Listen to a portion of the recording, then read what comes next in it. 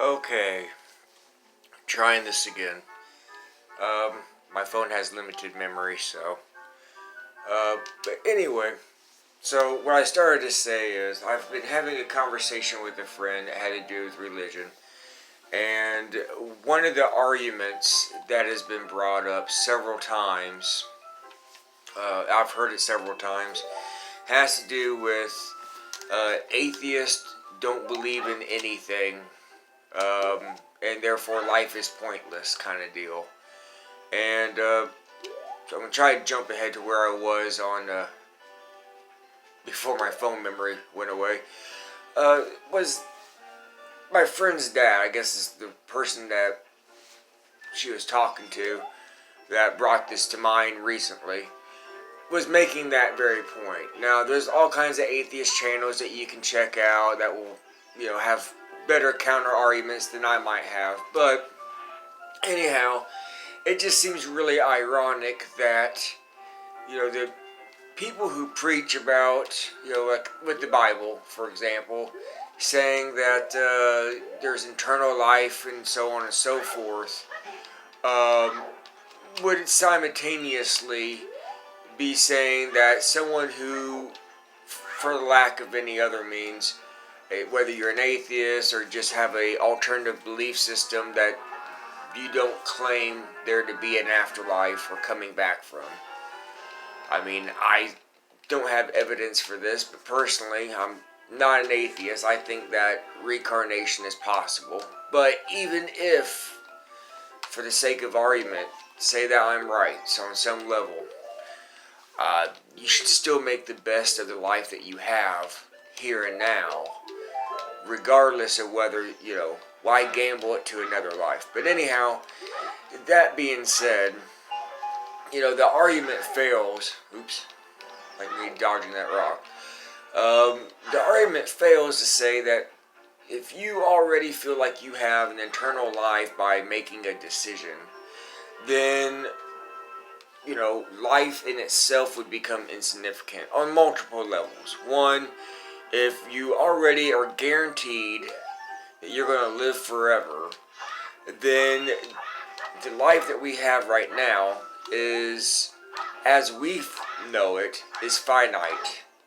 And there's no guarantee of anybody having a tomorrow, whether on a personal level or whether we get hit by asteroids or something like, there's no guarantee. Life is finite. Therefore, as far as meaning, you put meaning into the world yourself. You decide what life is worth. So, that bit is, I could dig into that and about how, an all-knowing deity, so on and so forth, kind of has a deterministic deal where everything's part of a plan. I could go into how, what's the point of praying if, it's going to happen one way or the other in his way. You're pretty much born doomed. But I guess to the main argument I was getting to is, someone with a finite life, you only have a limited amount of time to enjoy it.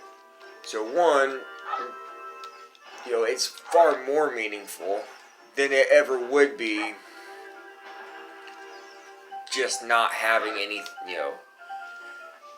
not having it, having an infinite amount of time makes life less precious, I guess is what I'm trying to say. So the argument fails on its face. To me, that's from my point of view on that. And I've had other weird arguments.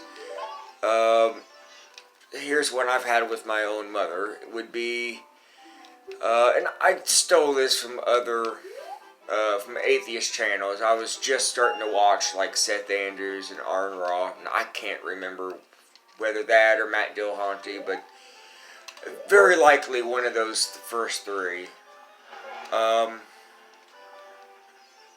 Made a point about how heaven is supposed to be painless and having no sense of fear or sadness or anything like that, right?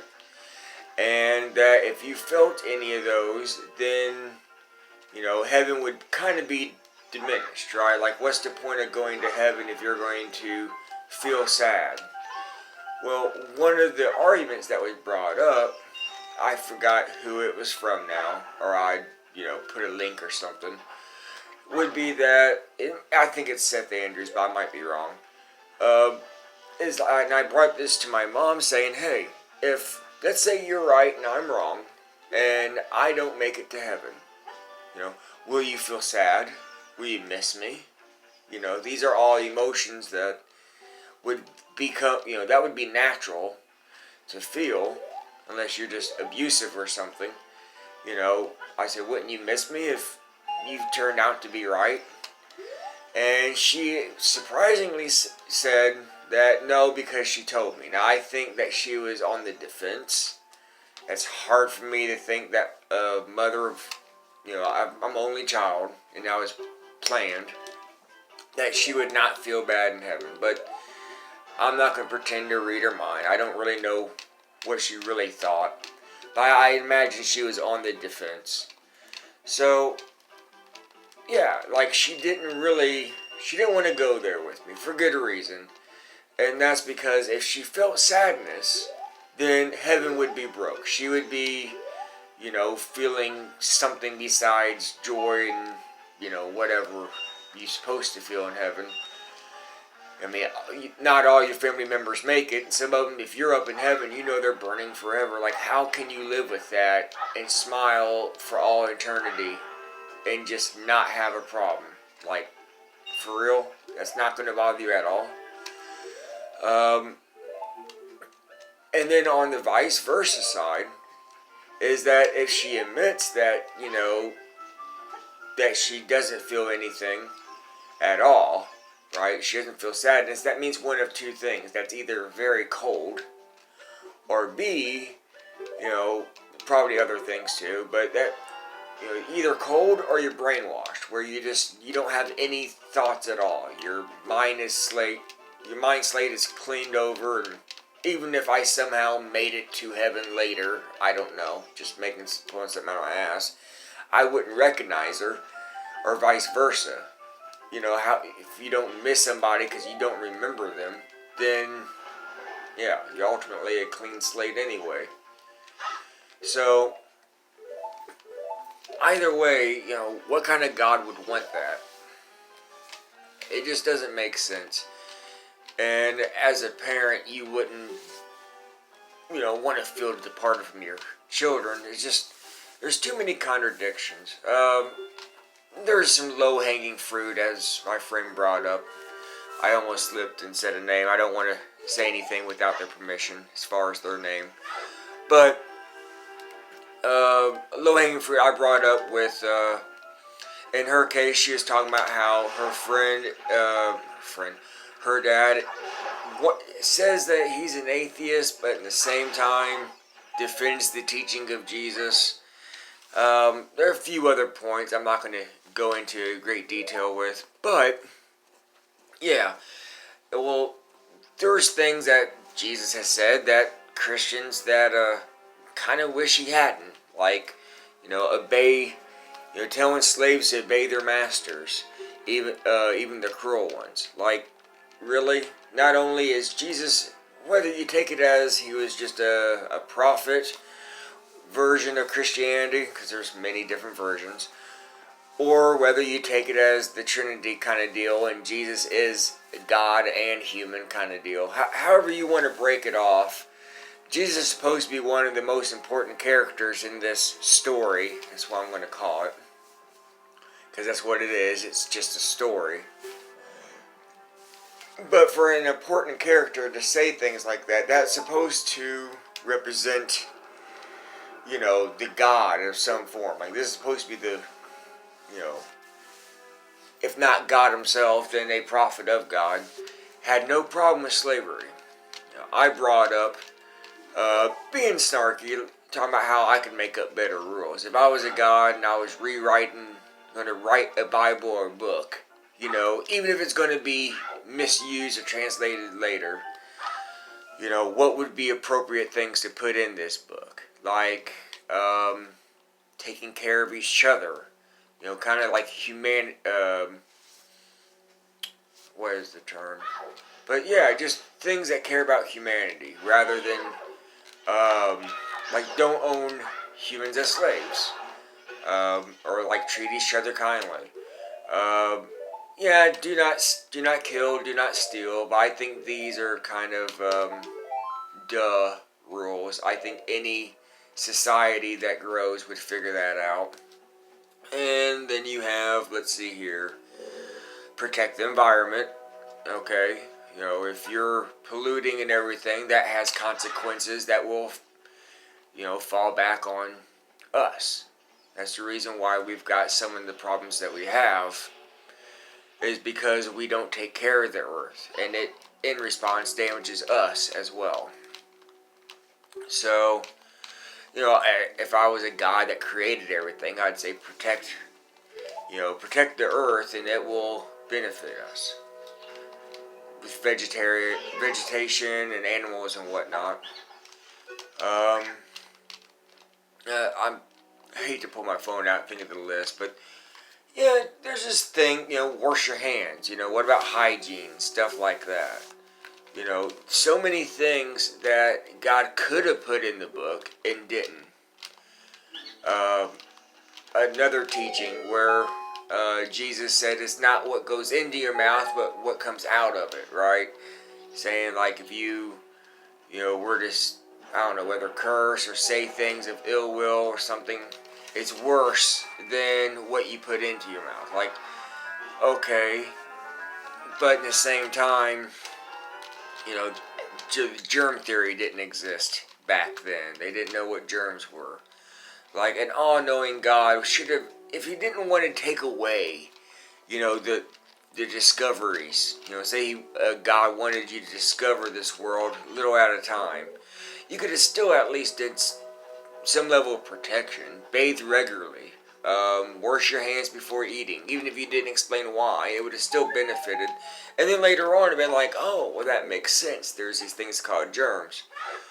I mean, you didn't have to give away all the surprises in order to, for us to discover later, to still have protecting rules.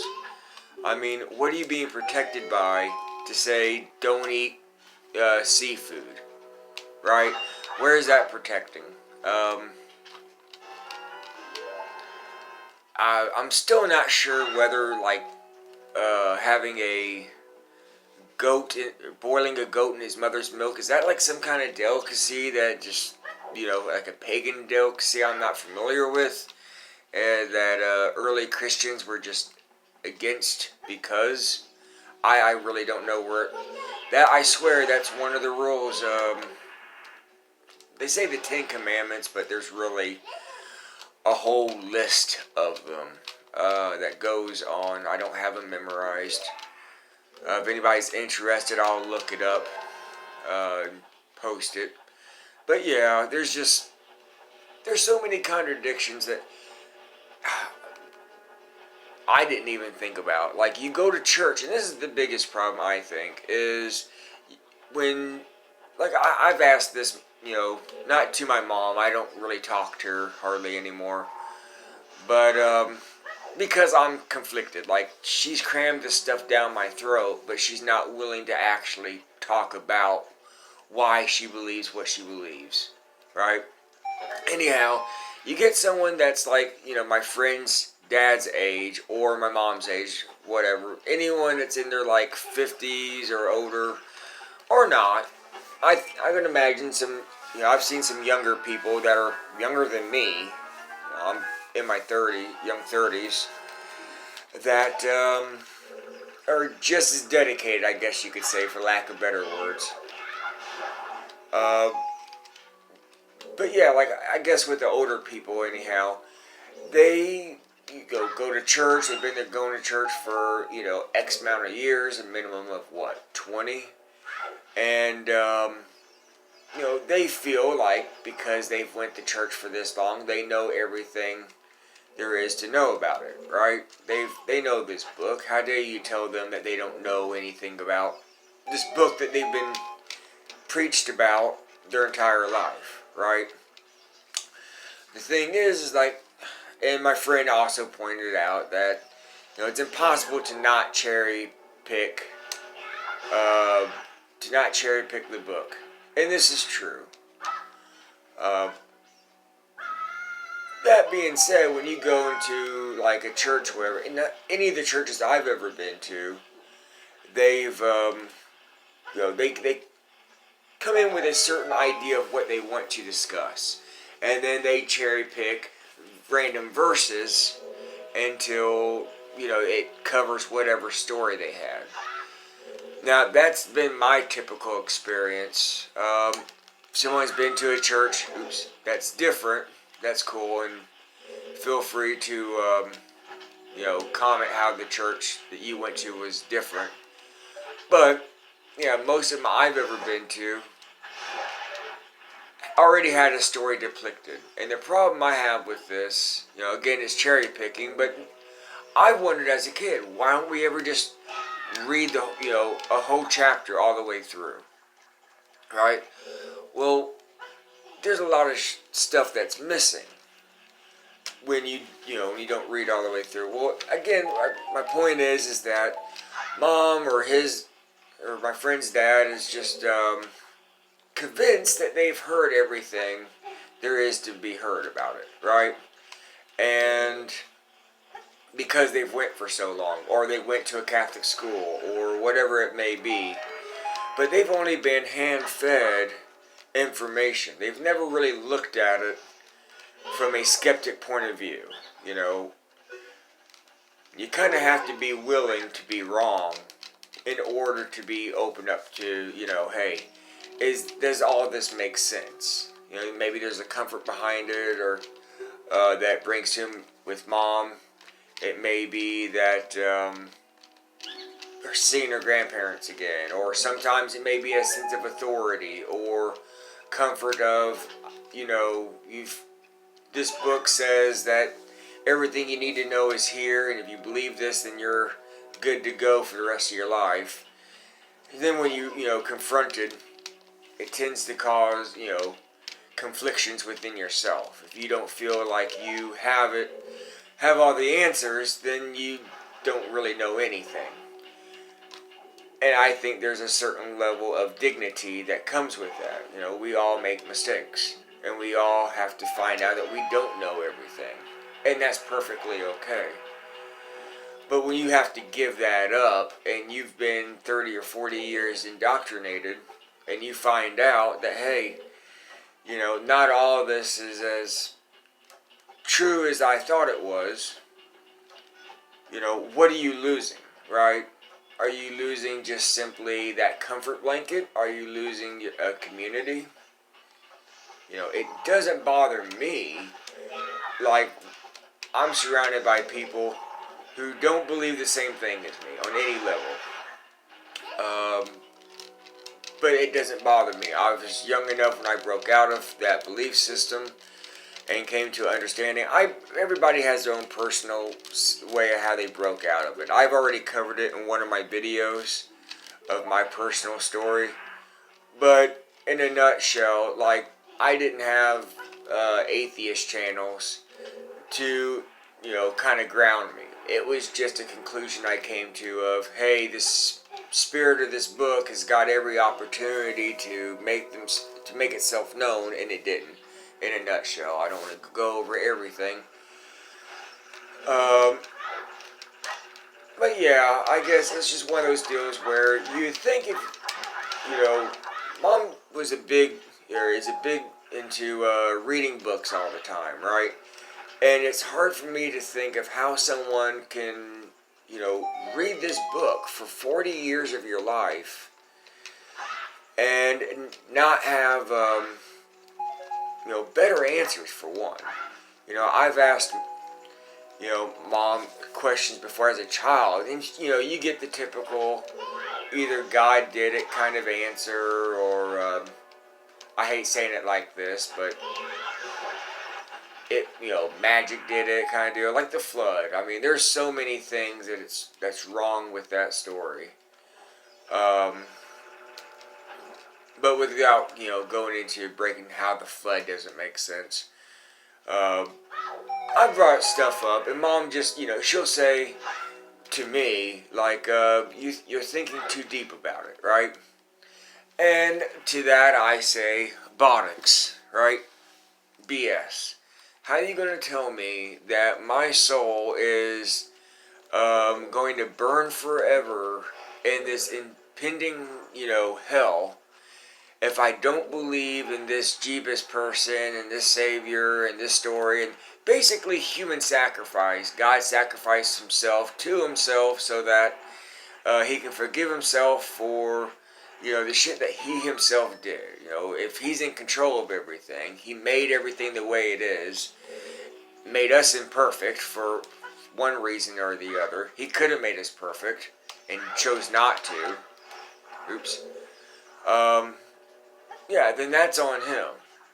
Or her, whatever God is supposed to be. I guess him is misogynistic enough. But, yeah, so that's on God for making us this way. Imperfect as we seem to be.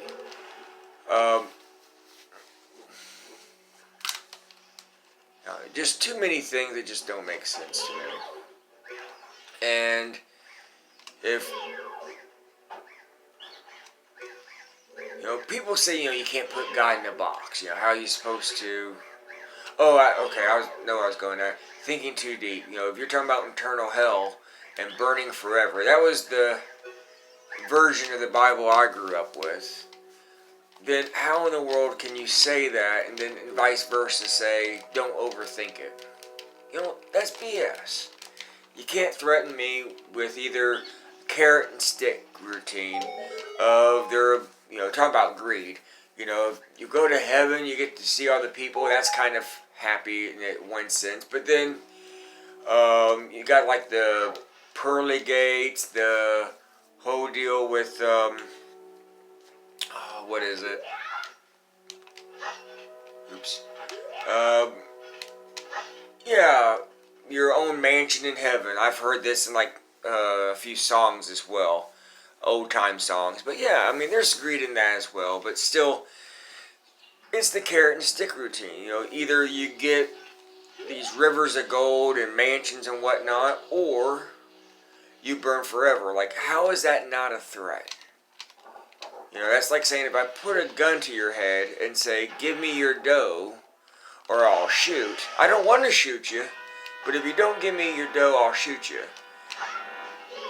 Well, in no way is it your responsibility to feel obligated to give me your dough. Like, I'm threatening you. So, like, does that mean that if you don't give me your dough, you chose to die? No, you chose to not give me your money. It's me telling you to give me your money that's in the wrong. Kind of a rant. I know it took a little bit. That's why I decided to play the game, to entertain people while you listen to me ramble. But it's at 23 minutes. I'm going to have to cut this off. But yeah, that's just my thoughts on that. And if anybody's got any thoughts or comments or topics that they'd like to see me share my perspective with, feel free to leave topics in there on the commentary. Please like and subscribe. And thank you for listening.